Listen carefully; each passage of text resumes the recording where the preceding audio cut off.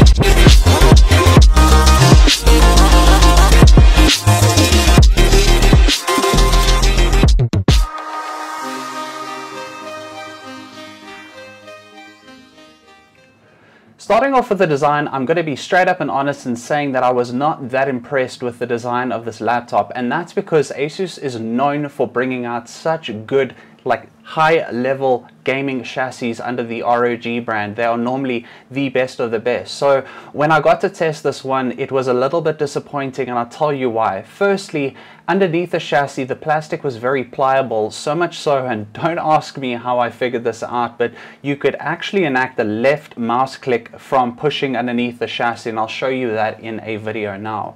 Second on the design is, if you look at the keyboard towards the top right, you'll see that this is almost like a murky resin type color. I think that the design should have been more brave and made that full see-through or full transparent, or at least put some RGB lighting behind there so that accentuated that feature of the laptop. Brilliant idea, just don't think that the execution was all there.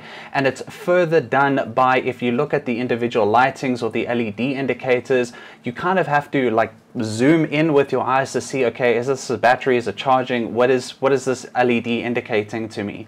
Otherwise than that, if you look at the back of the laptop, there's this interchangeable plastic piece which kind of allows you to change the laptop to what you would like it to be, and they do give you a couple of pieces in the laptop, so I'll show you that in a video. Really cool, but those pieces were a little bit flimsy to me, but they were secured nicely with a magnet, so they did sit nicely in place when they were put in. But as they say, beauty is in the eye of the beholder, and what was redeeming is we do have nice, thin and sexy like bezels. The keyboard is a great experience. Again, we've got those curved keys, and it's got a good travel distance, which almost gives you a mechanical type feel. So other than those aforementioned features, it actually really is a good chassis. I/O placement is really good. I really like the fact that the charging is at the back as well as the LAN port, because it neatens up the cables, especially for someone that is gaming or taking the laptop to be mobile. You always don't want to see those cables coming out with your mouse, your keyboard, or your monitor, whatever you're connecting to the device. So again, putting those at the back was a really nice touch, and it's something that we're seeing more and more of. The thermal design I cannot comment on too much. Yes, right now I know what the results of the performance are, but this is the first 12th gen laptop that I have tested, so I can't say whether it's brilliant or not. But in my personal opinion, I do think that ASUS has done a great job with the thermals, and I'll explain that a little bit more when we go into the performance section. Specifications wise, starting with the CPU, this is the Intel 12900H. A 14-core processor inside of a laptop, and this has a 6:8 ratio, which is 6 performance to 8 efficiency cores.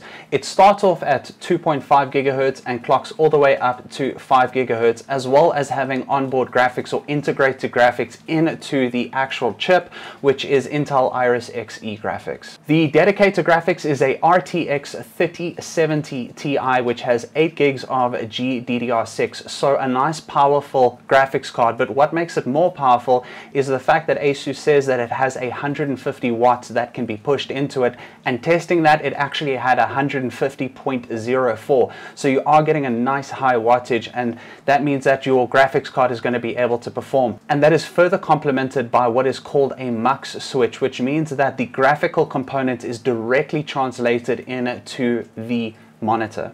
Talking about the monitor, it is a 17.3-inch QHD 240Hz monitor. It has a 100% DCI-P3 rating, and the response rate is 3 milliseconds. Now, I don't know if that's MPRT or gray to gray, but regardless, it's good because it is an IPS panel. Talking about RAM, and I'm not going to judge too much because we are in early days on DDR5, and with regards to mobile or laptop RAM on DDR5, we are in infancy. So this is two 16GB modules at 4800 megahertz. A common theme that I'm starting to see with ASUS talking about the storage now is this is a 2TB storage, but it is Blitz, and I'll show you that in the performance. But I'm really starting to see this as a common theme around ASUS ROG laptops, where they are making sure that you are getting transfer speeds in the SSDs. On to the IOs. Now we're going to move around the laptop so that you can see what I'm talking about. But starting off with regards to input-output on sound, we have a 3.5mm combo audio jack.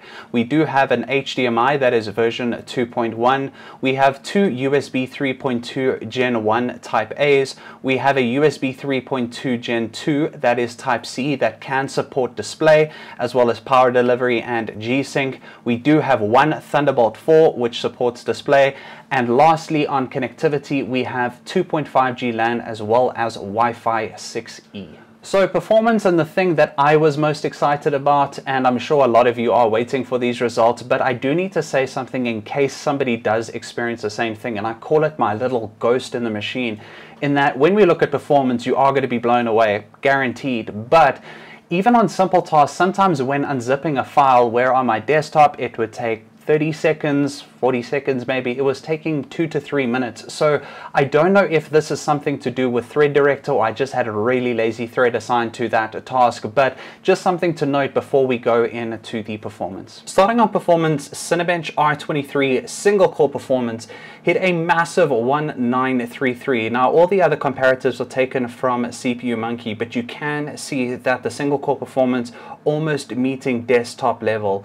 Now you can see CPU Monkey has a score of 1873, which means that the CPU is outperforming, which could be an anomaly, but it is a good indicator. Next on Cinebench R23, I had to take a screenshot because I hit a massive 18594 as opposed to CPU Monkey's 16555. Again, we do have some other indicators there, but we have again desktop level type performance. So what I'm going to start doing in my reviews is actually giving comparatives of what I've tested previously and having a top 5. I do only have 2 on 3D Mark Storage Benchmark, and that is the 3381 from the ROG G733Z, and then a 2215 on the Gigabyte A7X1. PC Mark, same story here, and you can see all the other comparatives at the bottom, but hitting a great score there of 8209. Next best coming in was the M16 at 7119. 3D Mark TimeSpy, again ahead of the competition or ahead of the pack, 11750. Next in line was the ROG G513, which is a great little laptop, at 10435. Only have one result for 3D Mark TimeSpy Extreme of 5596, but this will populate over time, and it's the same for VR Mark Orange Room, which was 14080, which is also a fantastic result. Now, because a lot of people have been asking, I did do the frequencies as well as the wattages. So looking at the wattages, the highest noted during any of my tests was a 127 watt pull from the CPU and a 150.04 watt pull from the GPU. The frequencies at the bottom, we had 4980 on the CPU and the GPU hitting 1830. Crystal Disk read and write on megabytes per second, we had peak performance of 7056 on read, and on write 5114. Also on real world, we had really good comparatives there with a 4616 on read and 4575 on write. Still on Crystal Disk, but on the IOPS or input output operations per second, on peak performance we had a massive 226,000, with a read of 169,000. On real world performance, we did have a significant drop, and it was significant enough to note, but 21,000 on read and 69,000 on write. Now, gaming benchmarks and performance. So the render resolutions were at native for all of them, which is 1440p or QHD, and I will tell you the settings of each one individually. But starting off with Formula 1, it was Formula 1 2021 at ultra high, a minimum FPS of 59, an average of 97, and a max of 112. Just some notes there, this was done on Bahrain. The R6S or Rainbow Six Siege was set at ultra with a minimum of 228, an average of 289, and a max of 341. Assassin's Creed Valhalla at ultra high, a minimum of 36, an average of 66, and a max of 161. Far Cry 6 at ultra, minimum 76, average 86, and max 96. Last but not least, Shadow of the Tomb Raider, which was at highest, and that was 131 on minimum, average 215, and max 378. Now, temperatures, starting off with the temperatures on the benchmarks. So 3D Mark Time Spy, average CPU 70, max 97, average GPU 71, max 85. On Time Spy Extreme, 88 on the average on CPU, max 100, GPU 68 average, and max 85. PC Mark 10, average CPU 52, max 96, the GPU 54 average, and 84 max. VR Mark 81, average on CPU and max 95, average GPU 53 and max 76. Cinebench obviously going to be one of the highest, but the average of the CPU was 86, max 97, the average of the GPU 64 and 65 on max GPU. Now, these are very comparative with desktop level temperatures on these types of high renders, but what's more important is to look at the games. So at Formula 1, we had an average of 83 and a max of 95. On the GPU, we had an average of 83 and a max of 87. Rainbow Six Siege, 79 average on CPU, max 97. The average GPU was 83 with a max on 87. Assassin's Creed Valhalla, 78 and 93 average to max, on average GPU 87 to max GPU 87. Far Cry 6, 73 average CPU, 93 max, average GPU 78, max 85. Shadow of the Tomb Raider, 76 average CPU, max 92, average GPU 84, and max GPU 87. On Civ 6, the AI render, 66 average on CPU, max CPU 94, average GPU 69, and max 80. On Civ 6, on the graphical, was 72 on CPU, average 96 max, on average GPU 75, maxing on 84. Now, the reason earlier when I said in the design that I think the thermals are really good is because when the 12th gen desktop 12900K released, that was putting out at 241 watts. Now, watts translates into heat, and when we saw the results now, that was at 127 watts. So that is very, very hungry. The more power we're generating, the more heat we are generating as well. It's just a direct correlation. So the fact that we were able to get those types of temperatures at 127 watt pull is indicative of how well ASUS did in creating this thermal design. Now, a lot of people ask me this, so I am going to address this, but the fans were loud, right? But they were not pitchy, whiny loud. They were very bass loud, of like a hum. So when gaming, you can use the speakers. They are very good quality speakers, and I did find that the audio delivery was really good, but you can hear the game over the speakers. They're definitely noticeable, but it doesn't have that irritating, high-pitched whining sound.